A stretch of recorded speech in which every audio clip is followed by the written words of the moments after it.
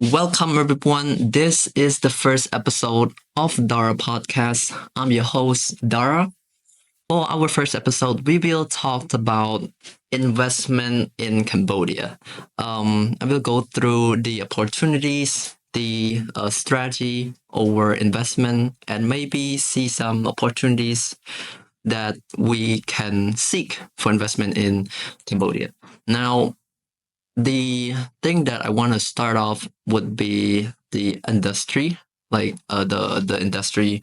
What are the popular industry that we can see in Cambodia? So I would say that one of the big leading industry that I see boom in Cambodia would be real estate, EVs, and also the tourism as well. Cambodia, I would say it is one of the place in Southeast Asia that people seek to come and learn, do research about it because it started right after the Khmer Rouge regime and also the Cambodia war that's been going in the past. Many people don't expect to learn and know about Cambodia much, right? And so what investor need to keep in their mind is that the development in Cambodia, the construction, the building is actually improving. And we can see this, in Phnom Penh city, but also other cities as well, in Siem Reap city and other provinces. So they can keep in mind that even though, we have a regime war in the past, right now we are building a step toward that. And talk about these kind of industry, we can see the promotion of investment in Cambodia from CDC or Council of Development for Cambodia. They try to promote the investment, reach out to other, I would say, foreign investor to come to Cambodia, and maybe, just maybe, seek out the opportunities that we have in this country. EVs is also doing great, right? We see X9 and BYD, they interested in Cambodia. We see that investment will be started construction in October. So that's a good thing, right? To be honest, they actually maintain many, I would say CDC try to promote the investment a lot. We see nearly hundreds, thousands of investment project being done in Cambodia. So that's a good thing, right? They try to promote it a lot more. Even the law on investment, they try to make it clear, giving incentive to people. And for the investment incentive, we can see that along provinces, some provinces such as Sihaknoukville, they have SEZ, or we can call it a special economic zone. This zone is actually place where, okay, example, foreign investor want to invest in Cambodia, but they're scared of maybe the finance stuff, right? They're scared of maybe the project they might not able to make enough returns, or things, external factors may affect the investment project. CDC help them by making this special economic zone to help create incentive for the investor, right? Example, depreciation incentive. You don't have to pay incentive. You don't have to pay any depreciation for QIP, which is qualified investment project. So that is a big thing too, right? There's a certain, I would say, standard and areas that the investment project need to be in. So example, if the investment project 200 hectares of land, then that's good, right? China or any other country can actually sit down and have a talk. We can make you invest in it. So that's a good thing, right? For EVs, um, yeah, like BYD, they getting inside Cambodia, which is really great. Um, what I would seek to see in the future, like between BYD and Cambodia, is that there could be a car model that Cambodia may create and able to learn the research and development or indeed from China BYD, because BYD, if we talked about it, it's just like a new company that started rivaling with Tesla, right? And Tesla right now is actually losing sale to them. And we can see many other competitors alongside Tesla as well, that they try to, win over the US, and they want to create like a new market opportunities in China. And we can see this start to happen a lot of time already, right? Also, for, you know, investment in tourism, we have been getting a lot of airline connection, such as with Japan, with China, Singapore, all of that connection really be like a stepping stone, for Cambodia toward the future, right? Example, if, we want a family, it can support families, it can support students or generally business workers that want to, go to Cambodia or other countries, right? So that's like a really good link that we can see happening right now. And maybe link the hospitality, which is the services that can promote the tourism sector. We can also see them, popping up and, in one case, such as increasing the usage of AI or technology at the airport or other kind of services for the country. And, regarding the services, we can see using in Grab Taxi, Pass app.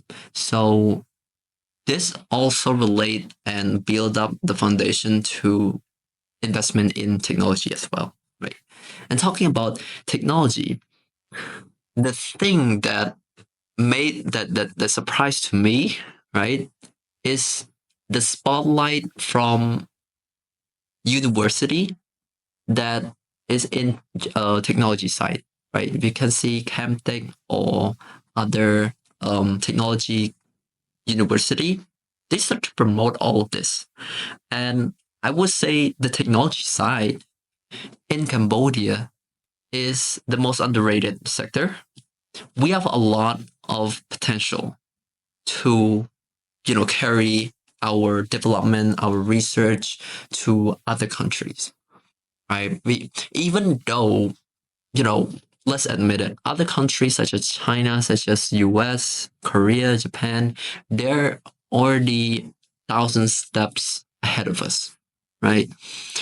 But the one thing that I believe Cambodia can achieve is the resources that they have, which is the human capacity, and how they would try to bring university students, they bring workers in the technology side to build up in companies, right? And that's actually what I can see, in Facebook page, in other page, social media. They start to promote internship, career, right? Even hackathon, right?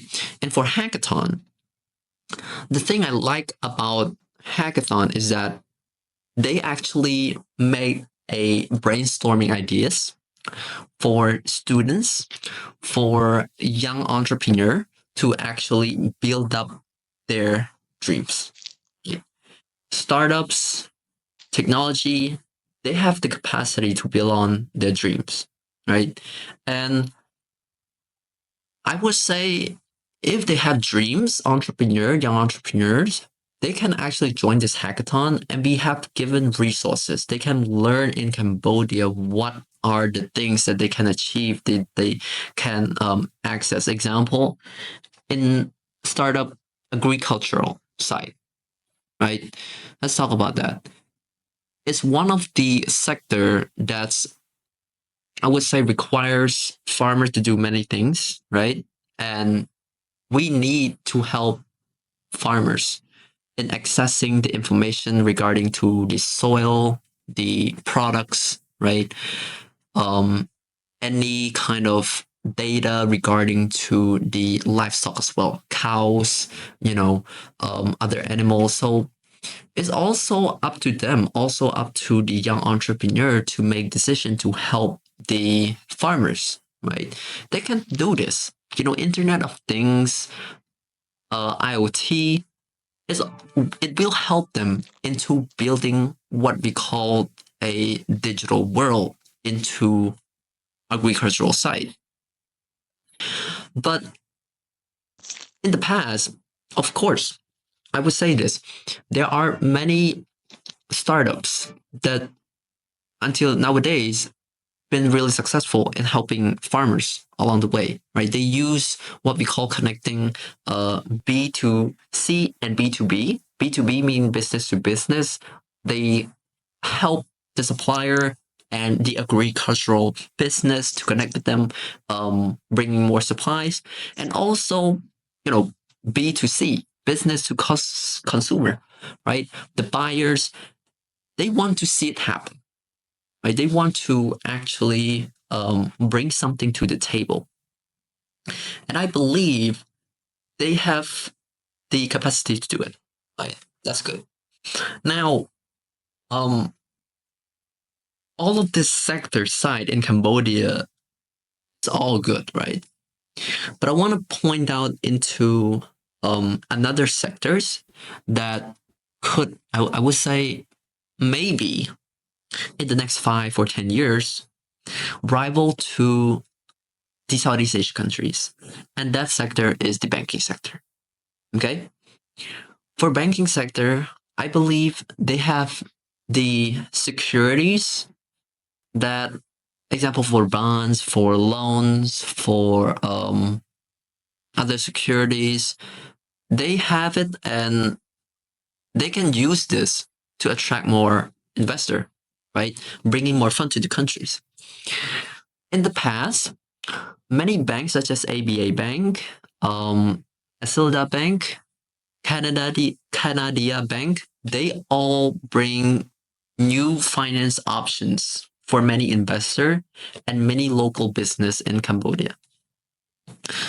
And this is really good because we need a lot of development to start up and raise fund, compete with other countries, right?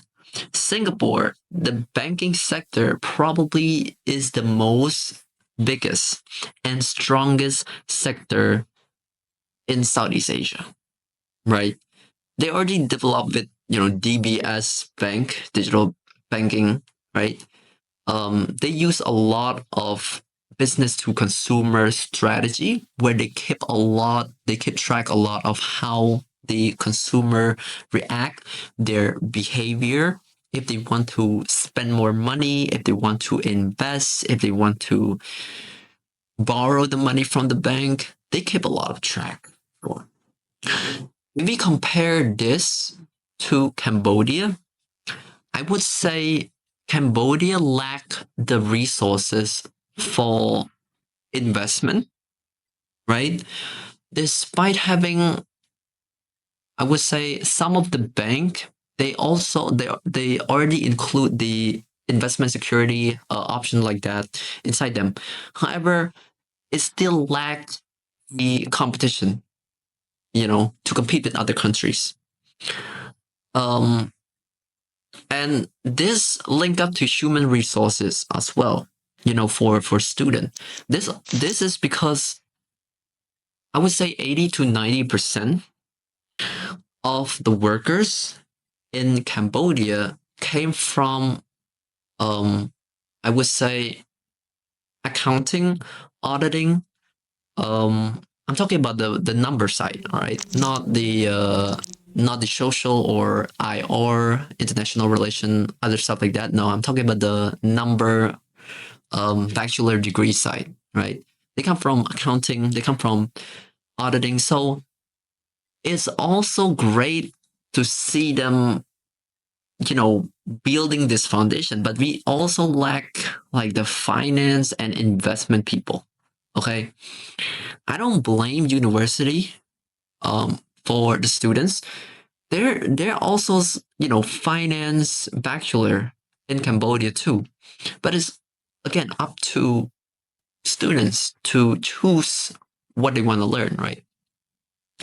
And looking at investment security, even those students don't really make I would say, a big amount of contribution to the investment society, they're still professional that help build a foundation in Cambodia within the investment sector, right?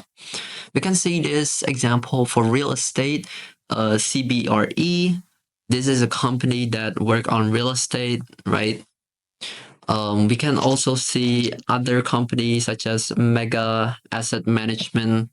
They help to bring on the real estate development and how investors should manage their money, their asset as well. So that's a good thing. We can see from the professional side, the expert side.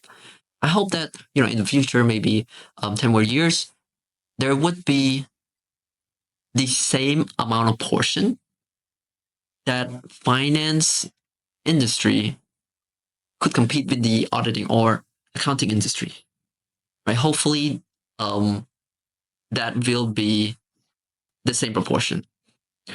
Right now, it's not. It's just below the auditing or accounting bachelor degree, right?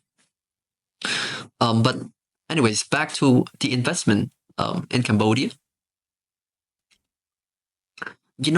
I always think of a resources, a thing that maybe young learner can actually learn about investment. Because, in the US, like JP Morgan Bank, other bank, they have this like insane amount of complex finance structure, right? What I mean is that when you go to that kind of bank, if you don't have the knowledge, if you don't have the resources to understand all the transaction, how it works, you will completely be doomed. Like everyone will dominate you, bro. That is just how I see it. So, looking into Cambodia, it's a different story, right? There should be something that be a foundation for Cambodia to really leap over the US. I'm not saying like leap completely, but accelerate the learning performance for finance and investment in Cambodia, right? Security of Cambodia, the stock exchange, they help to, have training inside the investment, train students. So that's a good thing. Maybe I would say what they can do, and this is my recommendation for them, is, build like a small kind of communication hub, right? Or a study hub that university students can actually apply, learn, take exam, build a degree with it, right? So, when they actually go outside the countries or they, apply for jobs, they have this certificate or a degree that actually certified by the CSX, right, Cambodia Stock Exchange. And this would, build not just reputation, but also like what we need to know, as an investment learner toward the countries. Okay. Even though a lot of, real estate developer or experts or investment professional, they have been doing well in the real estate side. We also need a lot of young people in the future toward other industries. We cannot just solely rely on real estate toward this kind of investment in Cambodia. Example, if this were to happen, if young people actually in Cambodia, if young people have the courage, the knowledge, the inspiration over investment with other sectors, they can work with other sectors such as the technology side. Because technology right now, what I can see is the opposite of investment, right? Young people in technology side in Cambodia, that has been booming. They have been doing great. But for investment, young people, they're not. And they can actually learn, right, into investment and also capture the investment side inside the technology side. So what this means is that, example of you building a startup, or if you, example, make any small kind of finance funding, you could use the investment knowledge to help your business grow forward. Example, small business can invest maybe, different resources, right? Inside of bonds, they can learn about bonds. They can learn about the cash flow operation. How can their business partner with other business so that they can make, cash contribution toward one another. This may be similar to business development or a sponsor type business where people try to, make marketing schemes, strategies for another company, and they earn the income, services income for them. And they try to, make partners. It's similar to that. But what I'm trying to say is that it's more into the investment and finance side, right? This go really deep into the bond and security that small business can invest. And maybe bank can have like an option. They can have a new business plan for small business to actually invest in. Right now in Cambodia, a lot of big company, they can, of course, invest in bank using, the bond, the security, the green bond example of this stuff. However, it's not really implied to small business. If bank were to, you can argue with me, right, against me. If bank really to, transfer or lend money to small business, it would be a microfinance bank, right? Where it only operates with the bank sector.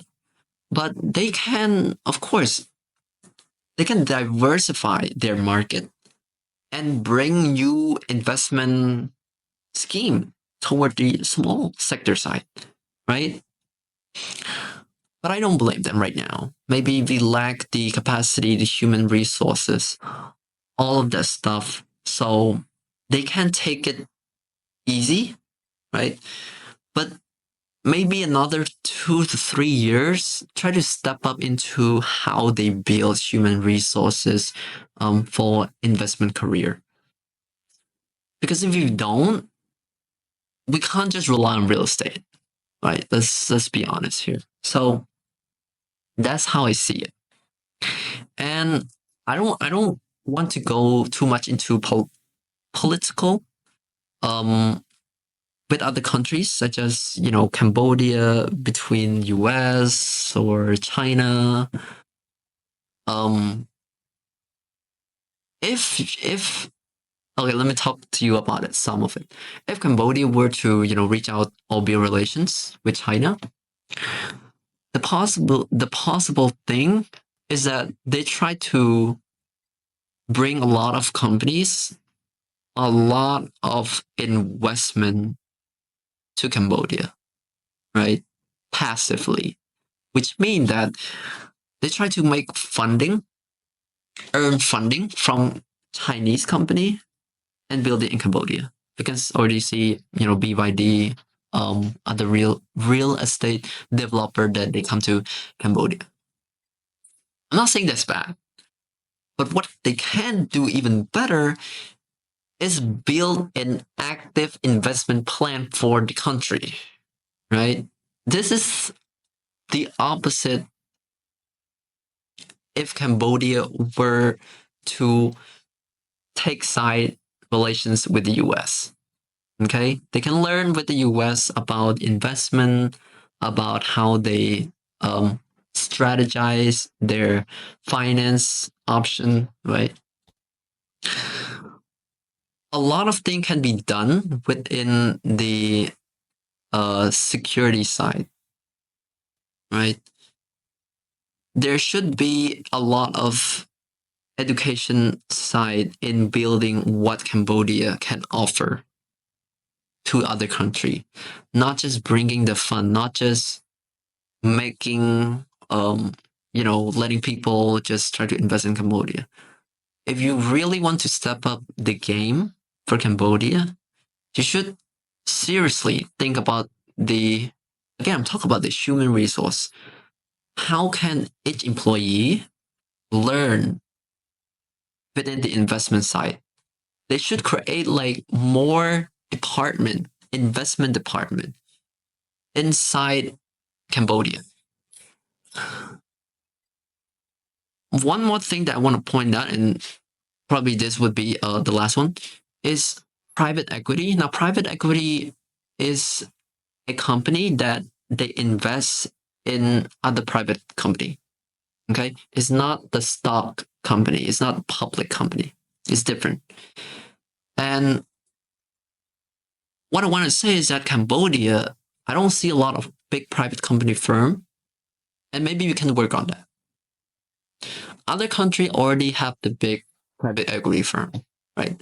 Now, private equity comes from, I would say, merge and acquired other company, big or small, to grow its own company. Example, if company A and your company B, I buy you, right?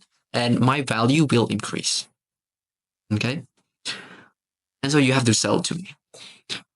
So if we talk about like the life cycle of a private equity firm or the development stage, private equity roams and build foundation inside private sectors, right? They buy companies, they make sales to investor for the private sector. They try to learn into what the small company or big business do, right? They tell to investor and maybe they sell to investor or they buy it themselves. So let me give you an example. If you have a startup and there would be a mid-sized business, coming up, that mid-sized business can actually buy the startup. If they see that startup is looking great, it developed well, right? They can actually improve the foundation into this. Or after, the mid-size already bought the startup company, maybe another big company, presumably private equity, they can actually make this sales to other investors, right? That goes to the private equity firms. Again, Cambodia is far-fetched from that ideas because we lack the, I would say, the funding right now. One of the good thing for doing business with China is that we get the funding, right? That's the good thing.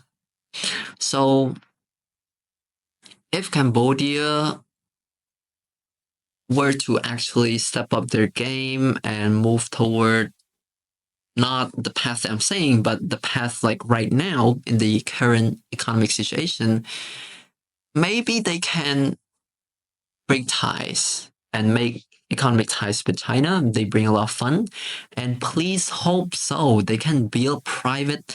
Okay, I'm gonna do 3 recommendations. Number 1, they can invest and make the funding to small business so they can grow small business, medium-sized business, private sector, right? In order them to grow. Number 2, build a lot of foundation inside investment. I don't have any argument toward the other side of bachelor degree, like IR law, doctor, accounting, auditing. They can learn about that, but we need a lot of investment source, okay, to build an active investment plan. All right. And number 3, do something with the technology side. I see a lot of, small and medium enterprise, example for Khmer enterprise, they bring in a lot into, they build hackathon, they bring a lot of plan into small business. But for government, they actually need to have a real project somehow to make those startup work for them. I'm not saying like work for them, but somehow build a strategy using the country real plan. So example, if you want to build this road, if you want to make hospitality improvement in the aviation side, try to consult with the startup or the technology firm. How can we bring these ideas to life? Do not get discouraged by startup ideas. Government have the resource. Startup, they just have a lot of smart size in them, and they need a lot of investment strategy too. So to end this up, investment in Cambodia, I see a lot of good side, from China coming to Cambodia, but we also need to build a foundation into how Cambodia can move forward. I call it the active investment plan. Okay. But yeah, that's all for the first episode podcast. For this Dara podcast, I will see you in the next episode for the podcast. Thank you.